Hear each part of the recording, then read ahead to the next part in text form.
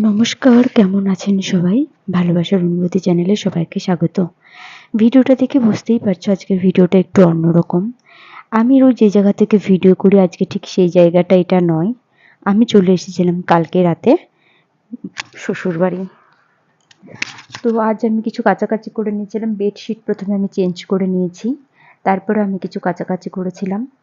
আর এখানে সেরকম বেশি কিছু নেই, সব শুকিয়ে গেছে বলে আমি ওয়ার্ড্রবে রেখে দিয়েছি। কিন্তু এই নাইটিটা পড়ে গেছিলো, কেননা এখানে এত মেঘ বৃষ্টি হচ্ছে যার কারণে জানালার ওই পাইপের ওপরে মেলেছিলাম, কিন্তু পাশ দিয়ে পড়ে গিয়ে নাইটিটাতে ঝুল লেগে গেছে। এটা এখন ধুতে হবে।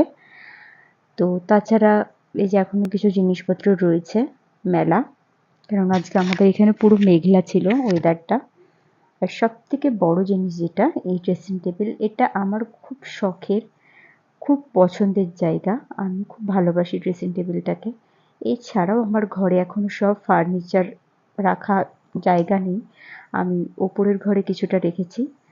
আর এই দেখো গনু দাদা, এটা একটা ফ্লাওয়ার ভাস, এরপরে আমি একটা কিছু ফুল রেখে দিয়েছিলাম। যত্ন সেভাবে পরিষ্কার পরিচ্ছন্ন করা হয় না, তবু আজকে সকালে আমি সমস্ত কিছু ধুলোবালি পরিষ্কার করেছি।